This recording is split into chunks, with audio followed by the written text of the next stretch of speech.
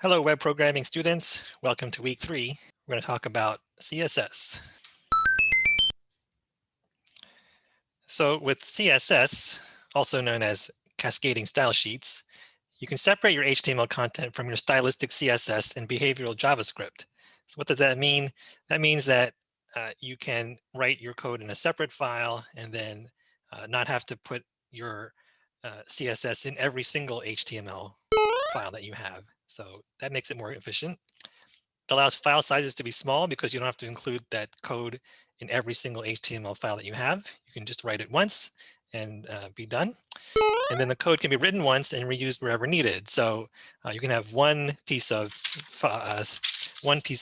style that applies to multiple HTML files, and you don't have to maintain multiple style sheets.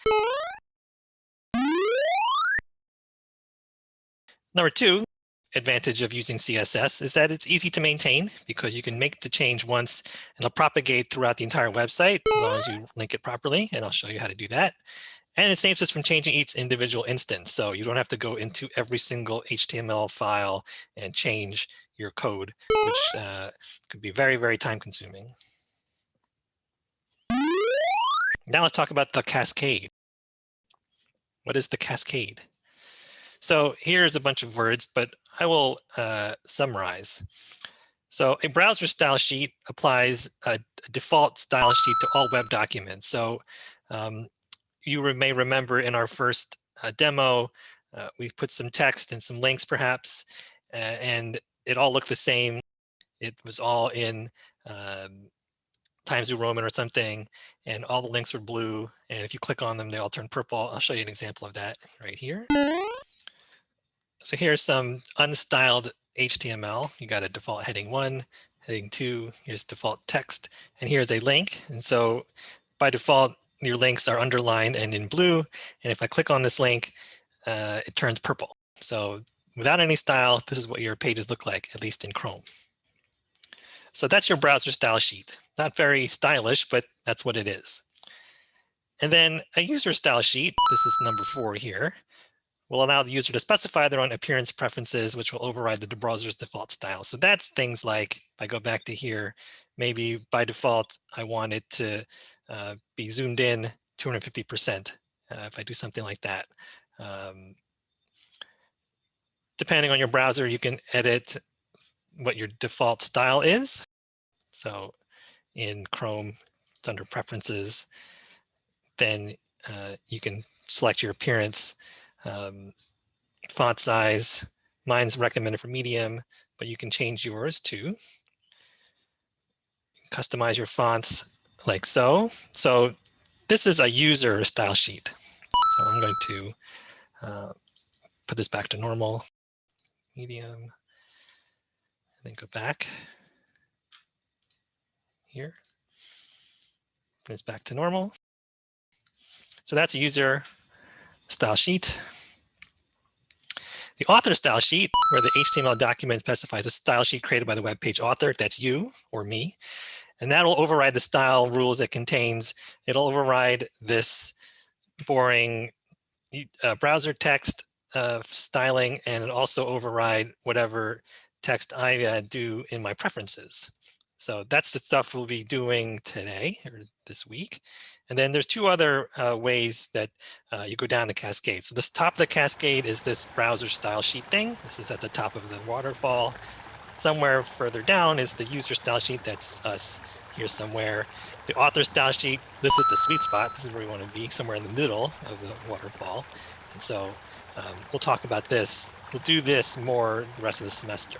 But there are 2 more ways in which you can have a style sheet at the bottom of the cascade, at the bottom of the waterfall. The author embedded style sheet is an internal kind of style sheet, which is a collection of style rules within the head of your HTML5. We did this in week 1, where we had style in our demo, and we put it in the head of the HTML5 document. It overrides both the author, user, and the browser style sheets. So an example of that is here in Atom. So if I go to, say, our first example, that purple page with the pizza on it, here is the style tag and some code here that's included in the head of our HTML file. So that is a what we call this author embedded style sheet. This is an embedded style sheet. This is internal, and this would override anything that we would do externally, like in an author style sheet. Okay, so that's an embedded internal. And then finally, at the bottom of the cascade is an author inline style, which you can apply right within the HTML5 element, overriding every style sheet. So what does that look like? If we go back to our example of here, this example, we can embed inline style into here and then change this right in the HTML itself. So if I go back to Adam and go to that specific page, so I can go into here, add a style, maybe color red, and then I can change this text from the default black to red color. So if I save this, go back to my browser, 3, 2, 1, refresh. Now this turns red, and now this styling would override any other style that was applied to it. So when it's right in with the HTML tag itself, then that is your style that governs every other, rules over the other style sheets you may have included in this HTML file. So again, here is some inline style that overrides the browser style sheet. It overrides the user style sheet. It overrides anything we may have put attached to this from an external style sheet, which we'll do in a little bit. And it overrides anything that was in the head of the HTML. So that is the bottom of the cascade. Any style at the bottom of the cascade in the actual HTML itself rules over the other style sheets.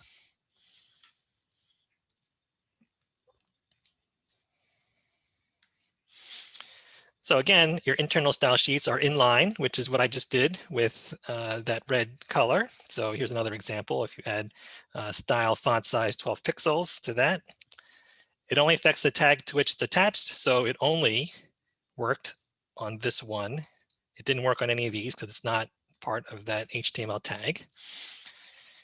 This is really inefficient because if you had to change this, you'd have to go find each place you did that. And so you use it very rarely. Now, it doesn't mean you never use it, but it's very rare that you would use something like that. It's also good for testing before you actually put it into an embedded or external style sheet. So as long as you can tell that if it works by doing it this way, and then you can copy this into your external style sheet. And we'll do an external style sheet in a minute. An embedded style sheet can be created in the head. This is what we talked about before. This was this example from 2 weeks ago. Here is a embedded style sheet right here. This is in the head of your HTML, and that is one way to do it. It's also inefficient, but it is a way to do it.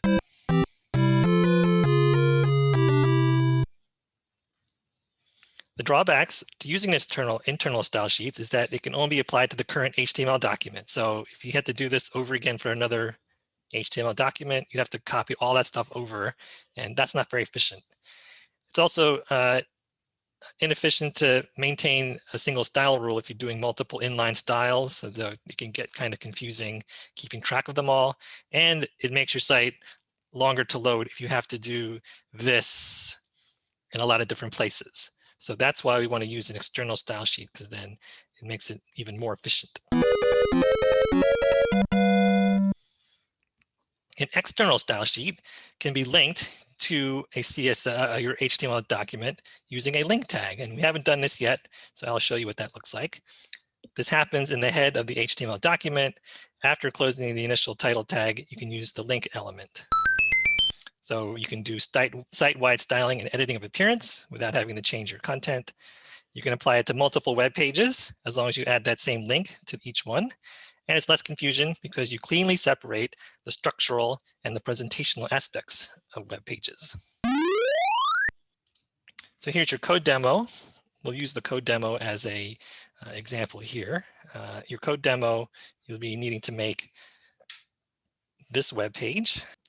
So for this week, your code demo will be making this particular web page. You've got a button here, which you can click on, and you got a picture here, and we got some other design element here. It looks like this is a background, and then some other colors that we'll add. So in order to do this, we need to start adding to our HTML. So our HTML looks like this. So far, we need to add more to it. So in the head here, we need to, let's see, need more meta. Name. You can put your own name here as you're the author of the website. So I'll put my name. And then we will need to add a link to an external style sheet. So right now we'll do link, and then href is the one we want to use. So this is a hyperlink reference or hyperreference, and then we have to give it the name of our style sheet. So we'll call it style sheet.css. So it's important for you to write it this way: style sheet, whatever name you give it, whatever name, dot CSS. It has to be all, no spaces or anything in here.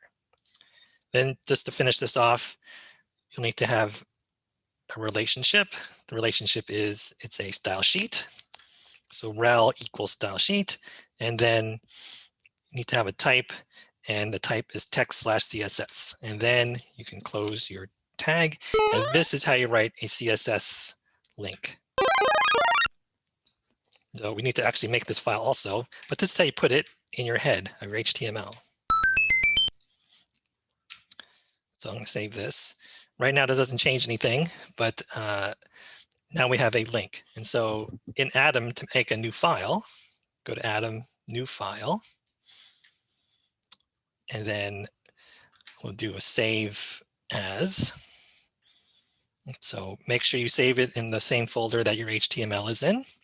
And then we want to call this style sheet.css, and be sure not to have any spaces here, and make sure your file ends with .css. So once that's good, you can click save. Style sheet, ooh, I put it in the wrong folder. It should be in this folder. Here we go. Make sure you're putting in the right folder, guys and gals. Okay, so now we have a style sheet and we have an index file here. So we're good to go here. And now we can start adding stuff to it. So let's add some HTML to this. Inside our body, we will make a div. So we did this 2 weeks ago. So this shape will contain here. So this is the div we're making. We're making this div that has the purple and this light purple, this stuff here with the polka dots, and this orange thing here, and this picture. So our new div that we're going to make is this all here where this stuff is. Inside that div, so we have, let's go back, 1, 2, 3, 4 parts of it. And so we're going to make 4 other parts inside that div. So our first one is a header.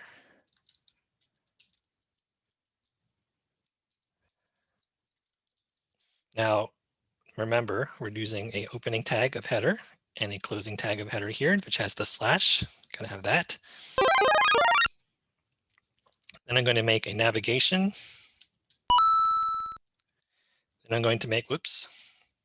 Then I'm going to make a section, whoops. Then I'm going to make a footer.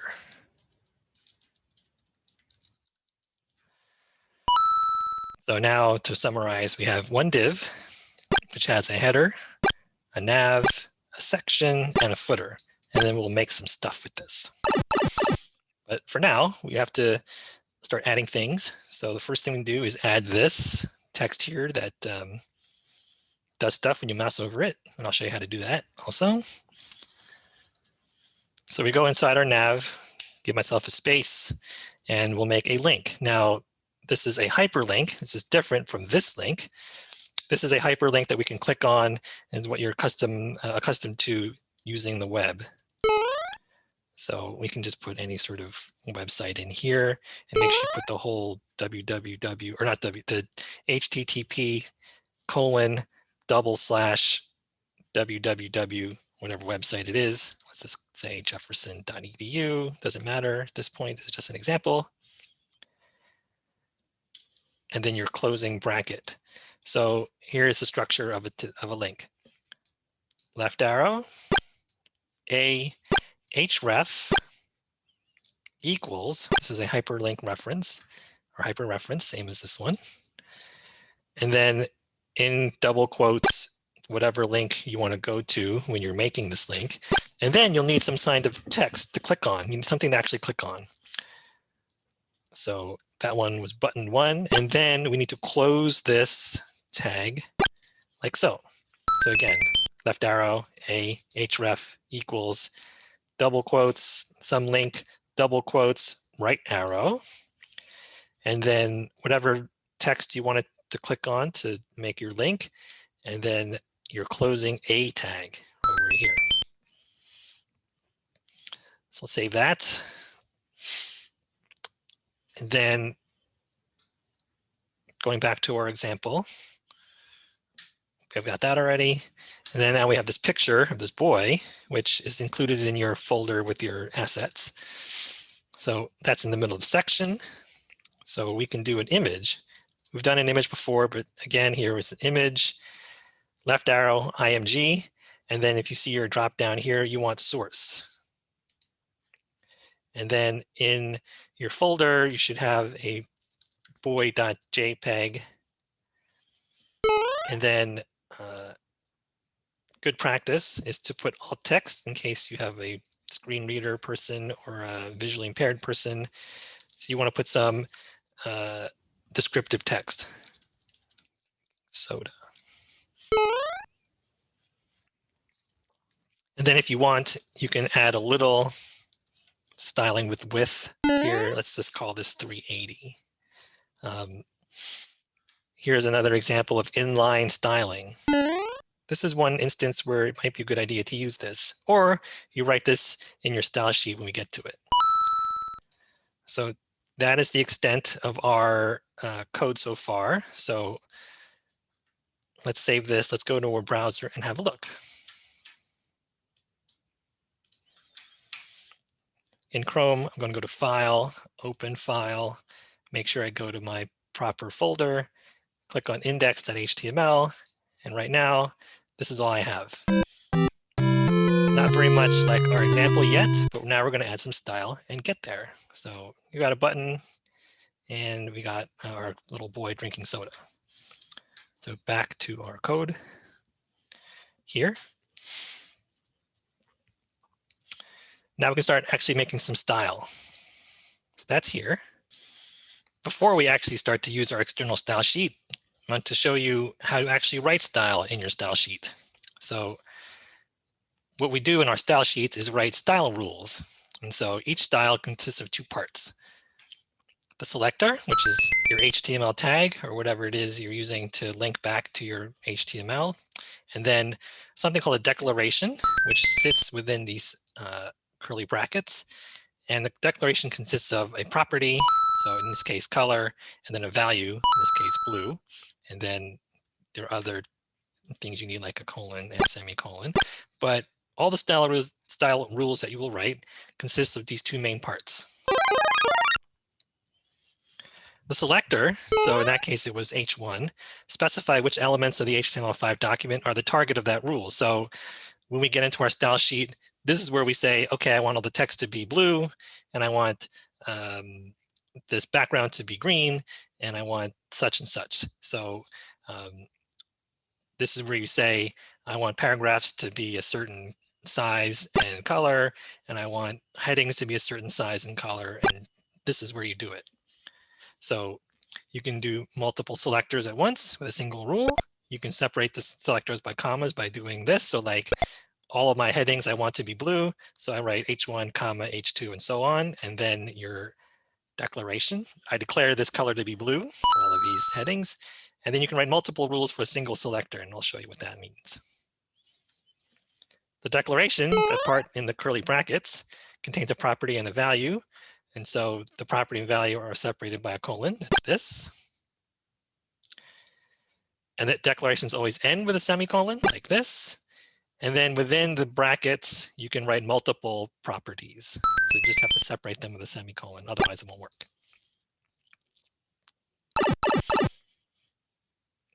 Just to go back to element selector, the element selector selects the element based on the element name.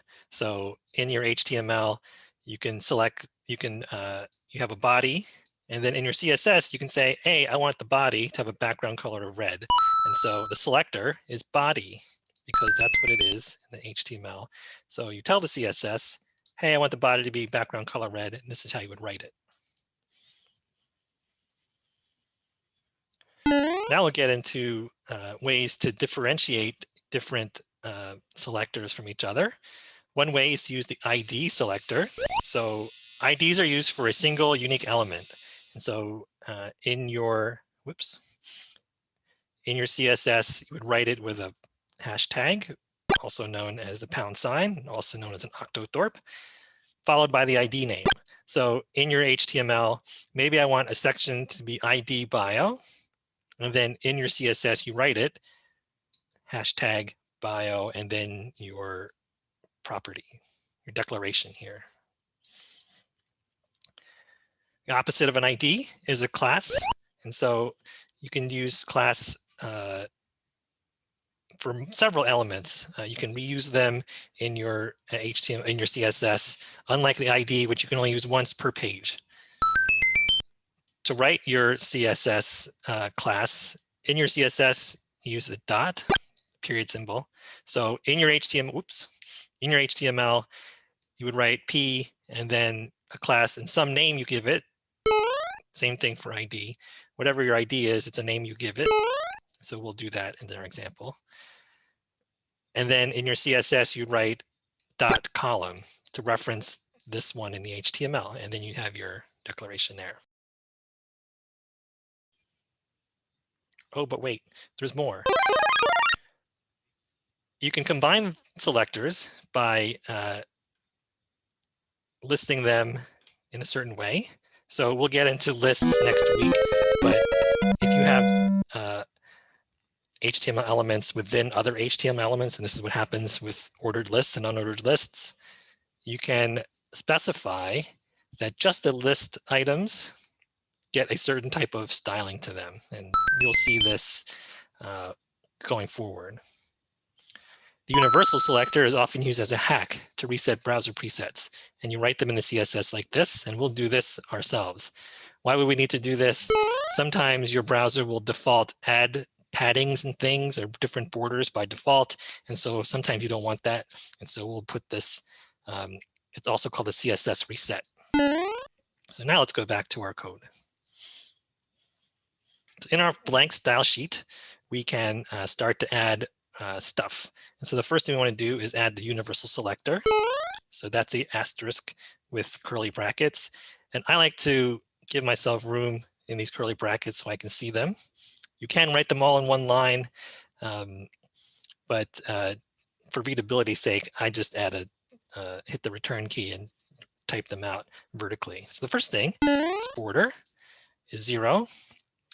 Again, here is the selector, and then here's the declaration. And here's the property. So I want border to be 0, so I want the value of 0. Next thing is padding, 0, and margin 0. Now, we'll get into what padding and margin mean in a couple of weeks, but just follow along here. And so we were resetting all of our borders to 0, all of our paddings to 0, and all of our margins to 0.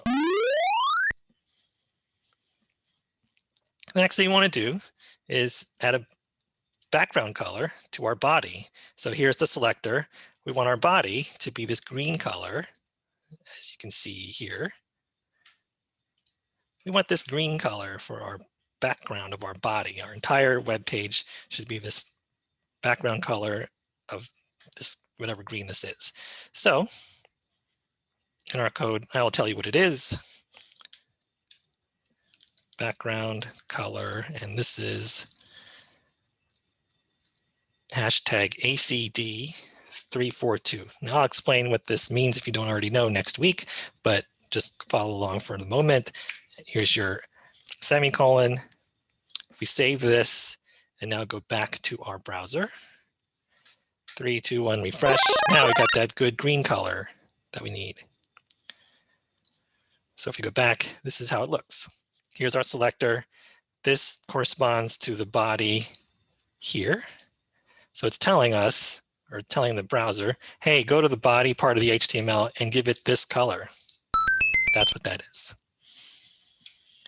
The next thing we need to do is we want to style this div that we have here. Now, you will run into situations where you'll have multiple divs, and so you can't just call out a div selector here because you may have multiple ones. So in that case, we can give ourselves an ID or in class. So we can do ID container, and this all lives within the arrow brackets. So div, give yourself a space, ID or class. In this case, we'll use ID, and then an equal sign, and then in the double quotes, let's give it a call. Let's call it container. So all of my stuff will be contained in this ID that I call container. You can call it whatever you like. So once we've done that, we go back to our CSS, and in our CSS, in order to reference that container ID in the HTML, we need a hashtag. And so hashtag container, and then we can do our curly brackets, and then we can start to do stuff with this. So our example looked like this. So our container, which is now what we call this, was in the middle. It has a certain size, and then we'll give it a certain height, and then we'll do some other stuff. Here's some other stuff.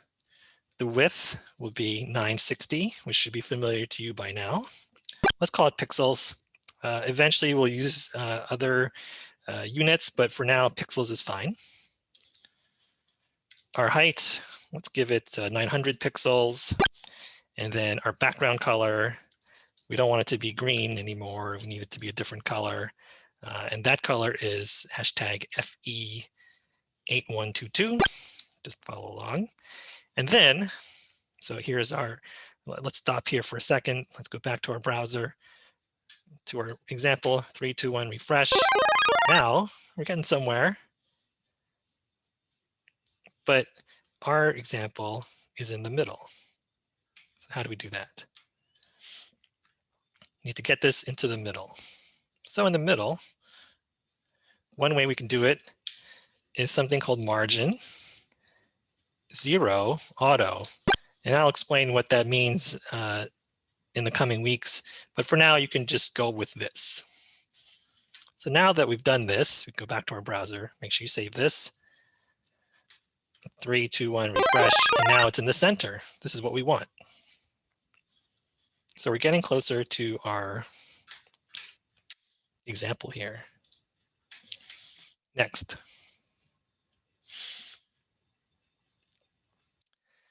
Just to review, we've styled our body. We've styled this div here with an ID of container. Now we can start styling these guys. So our next selector is header. Let me give myself a little room so you can see. Header. Now you don't have to type any left arrows or anything in your CSS. Notice no right arrows, left arrows, none of that stuff. Just the name of the selector. This header we'll call height 200 pixels. We'll do width, do the same width as our other one, 960 pixels, so they match. And a background color, let's do hashtag 8732DA. Semicolon, don't forget the semicolon. Let's check in on our page. 3, 2, 1, refresh. And now get in there. Now we've got this, same as this in our example. Now we can work on the next selector. Next selector in our HTML is nav. So now we can start to do stuff with nav and with our A. Next up, nav. We want our nav to be a height of just 75 pixels. Width, can you guess, 960 pixels. And a background color, some kind of purple. This one will be # 999-0FF. Let's check in. 3, 2, 1, refresh. And now getting closer. Getting closer. Okay. Now it's time to go back to our presentation. So now we've styled everything up to our link that we had in our example. So again, in our example, we have this situation. So how do we make this into this? So you notice if you mouse over it, it changes color. It also has different different typeface than this and a different size. So we need to size up our link. So here's a way we can do that. So A is short for anchor element. So if you click on something, you're actually clicking on an anchor. And so there are ways to style the anchor with using these conventions. So here's the colon and then the word link. So by default, those links are blue. So in our demo example that we did before, it was blue. When we clicked on it, it turned purple. That's what visited is right here. So once we click visited, click the link, by default, the visited links turn purple. And then we can use a hover, hover, to style the link when the user mouses over the link. So when you mouse over it, in our example, it turned white. So we can give it a color white using CSS. And then active is the style of the link the moment it's clicked. These days, our computers are faster. And so you don't necessarily see this anymore. But when things were slower in the olden days, you could style the active and you could give it a different color. So in your HTML, here's the structure of a hyperlink, just like we wrote. And then in your CSS, you'll write it this way: link, visited, hover, active, and then you can assign colors to them. So we're going to do the same thing.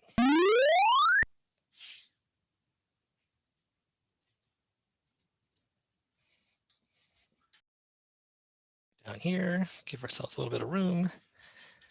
Now, we can write just a link, like so.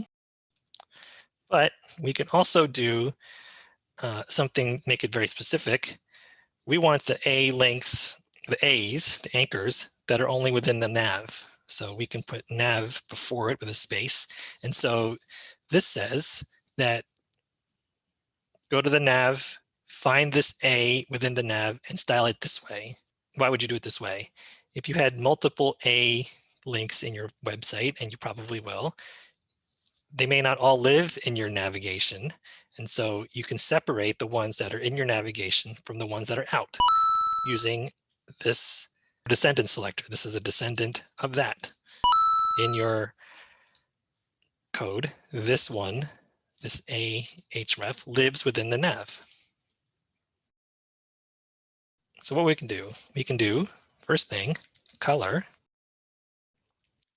I'll tell you what color, 452110.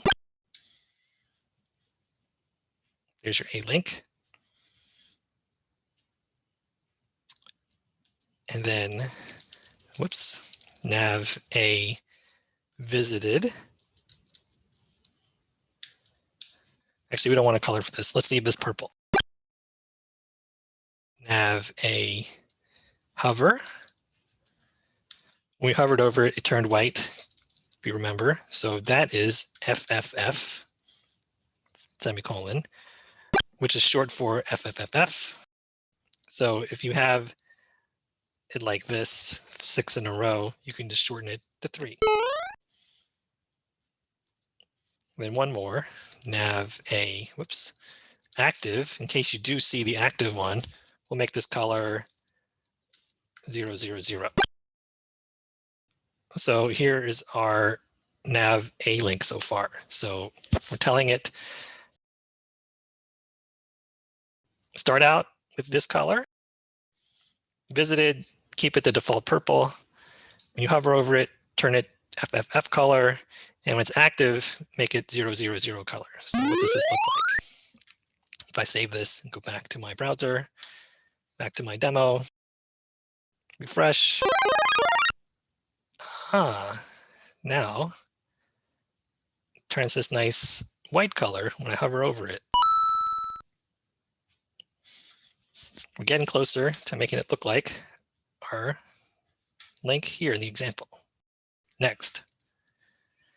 Now we can add some style to our nav a link. Next, we want to take care of that underline. There's no underline. Text dash decoration none. Don't forget your semi or your colon and your semicolon ending. So that gets rid of the underline. We can give it a size using font size. So let's just go with 40 pixels. We can change the font. So here is a very quick example. Maybe I'll change it to Verdana and leave it as that. We can also do a little bit of letter spacing using the letter spacing. Let's call it 5 pixels. We can also change it from lowercase. Ours isn't lowercase, but you can do text, whoops, transform. With text transform, you can capitalize the first letter, full width, you can lowercase it, you can none, you can uppercase it. Let's just uppercase it for fun. And we can make it bold using font weight, not text weight, font weight, bold. And now we can do some stuff. Go back to our browser, 3, 2, 1, refresh. Now we have matched up with our example.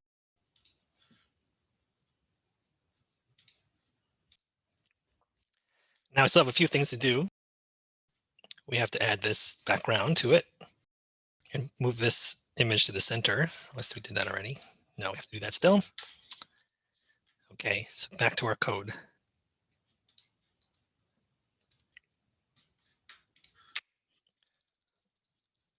Give ourselves some room.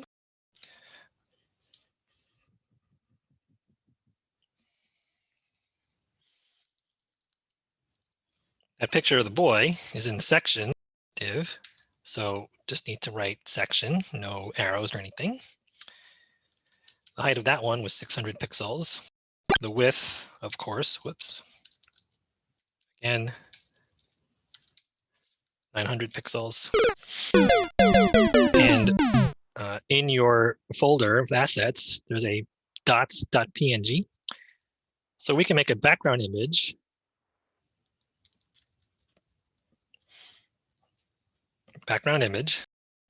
In order to link to that background image from your CSS, you need to write URL, and then it has parentheses and a semicolon built in for you. And so since our image is in the same folder as our other stuff, this .png guy, .png is all we need. So if I were to save this and go back to our browser, again, we do section, height 600, width 900, and background image URL .png. 3, 2, 1, refresh. And now we have a background image, and we do have to fix a little bit of it, but here's what the .png looks like.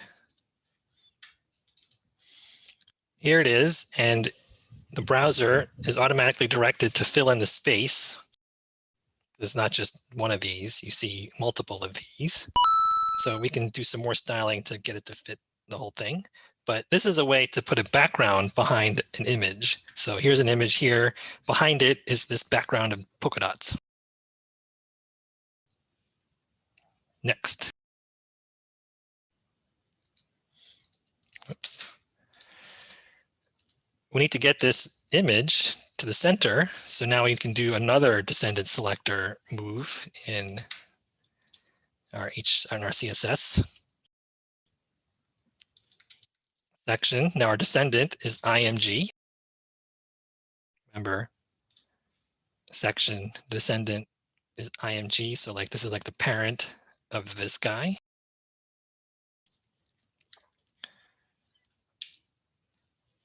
Then we do, it has a border. So we can put a border of 6 pixels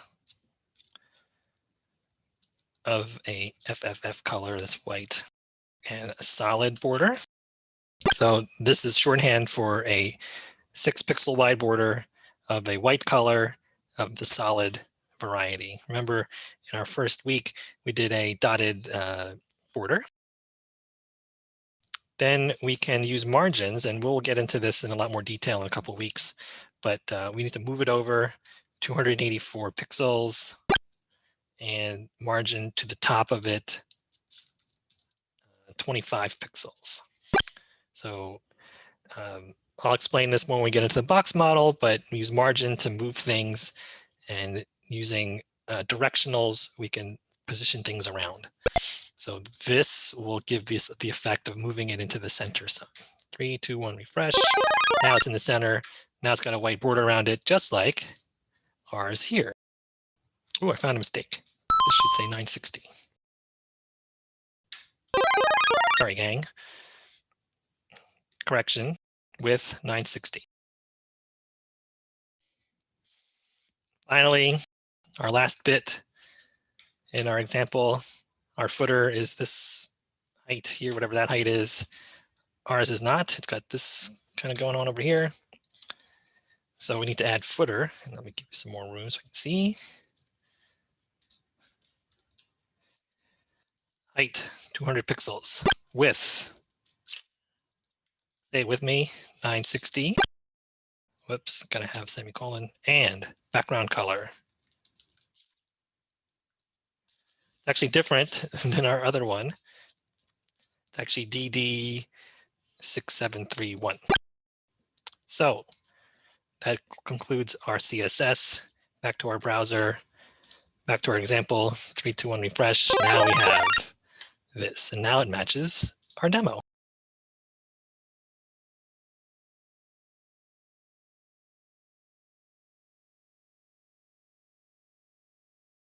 But wait, there's more.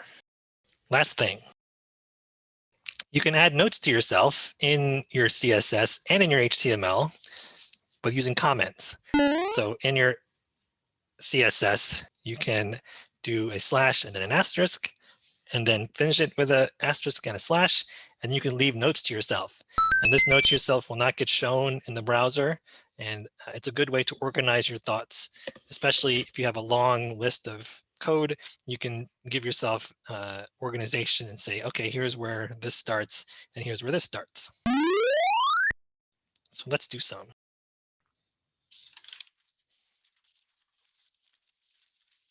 Maybe I want to go way back to the top, scroll down, and then here is a section where I want to give myself a note.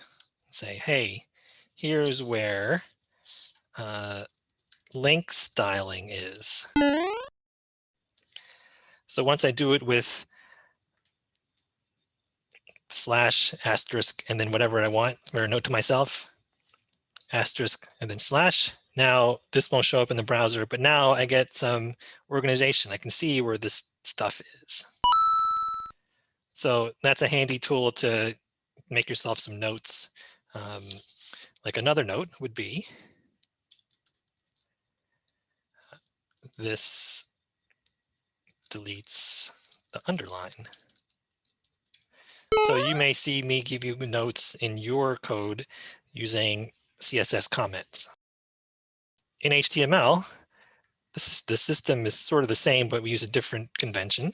So in HTML, we use right arrow, exclamation mark, 2 dashes, and then note to myself, end of container div.